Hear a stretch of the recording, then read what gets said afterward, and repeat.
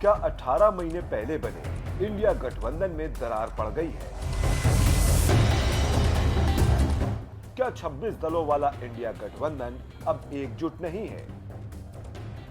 क्या आने वाले समय में राहुल इंडिया गठबंधन के कप्तान नहीं होंगे? क्या ममता बनर्जी अब इंडिया गठबंधन की नई कप्तान बनने वाली हैं? ये सवाल इन दिनों सियासी गलियारों में जोरों से गूंज रहा है, क्योंकि इंडिया गठबंधन की स्थिति दिन बर दिन कमजोर होती जा रही है। जून 2023 में 26 विपक्षी दलों के साथ शुरू हुआ ये गठबंधन अब टूटने की कगार पर है,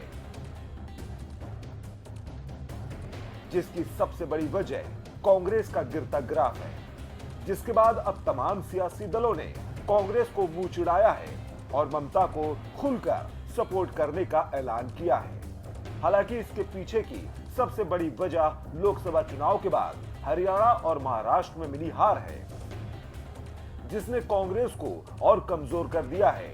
कांग्रेस के नेतृत्व पर लगातार अब सवाल उठ रहे हैं और कई सहयोगी दल अब अलग होने की राह पर है। बता दें कि इस वक्त इंडिया गठबंधन के अघोषित कैप्टन राहुल गांधी हैं। लोकसभा चुनाव में राहुल गांधी की अगुवाई में इंडिया गठबंधन ने चुनाव लड़ा।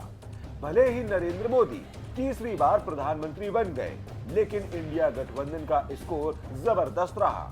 लेकिन अब टीएमसी का दावा है कि राहुल गांधी को हटाओ और ममता बनर्जी को इंडिया गठबंधन का कैप्टन बनाओ। बड़ी बात यह है कि इंडिया गठबंधन में शामिल कई बड़े खिलाड़ी ममता बनर्जी के पक्ष में खड़े नजर आ रहे हैं। अखिलेश यादव की पार्टी फिलहाल ममता बनर्जी के पक्ष में खड़ी नजर नहीं आ रही है। वहीं अब लालू यादव ने भी ममता बनर्जी के समर्थन का ऐलान किया है। इंडिया गठबंधन के दो अहम खिलाड़ी शरद पवार और उद्धव ठाकरे भी टीएमसी की मांग से सहमत नजर आ रहे हैं, जिसने कांग्रेस की मुश्किलों को बढ़ा दिया है। कांग्रेस को करीब से जानने वालों की माने तो इंडिया गठबंधन में राहुल गांधी पर उठ रहे सवाल के पीछे लोकसभा चुनाव के बाद देश में हुए 4 राज्यों के नतीजे हैं। 4 राज्यों में कांग्रेस का नहीं चला जादू। जम्मू कश्मीर में इंडिया जीता, लेकिन कांग्रेस का प्रदर्शन खराब रहा। हरियाणा में बीजेपी के सामने कांग्रेस चारों खाने चित हो गई। झारखंड में इंडिया जीता, लेकिन जीत के नायक हेमंत सोरेन रहे। महाराष्ट्र में कांग्रेस को करारी हार का सामना करना पड़ा। ये वो विधानसभा चुनाव में 4 बड़ी हार हैं, जिसके बाद से कांग्रेस गठबंधन के अंदर पूरी तरह से कमजोर पड़ती जा रही है। बीजेपी से सीधा मुकाबले में तो कांग्रेस चारों खाने चित हो गई है, जिसने राहुल गांधी के खिलाफ माहौल बनाया है। और इंडिया गठबंधन में बगावत के सुर उठने लगे। एक बड़ी पुरानी कहावत है, जब दौर बुरा हो तो अपने भी पराये हो जाते हैं, और कुछ ऐसा ही हो रहा है कांग्रेस के साथ। लोकसभा में 99 सीटों तक पहुंचने वाली कांग्रेस का ग्राफ विधानसभा चुनावों में राज्य दर राज्य गिर रहा है, तो अपने भी पराये से नजर आने लगे हैं।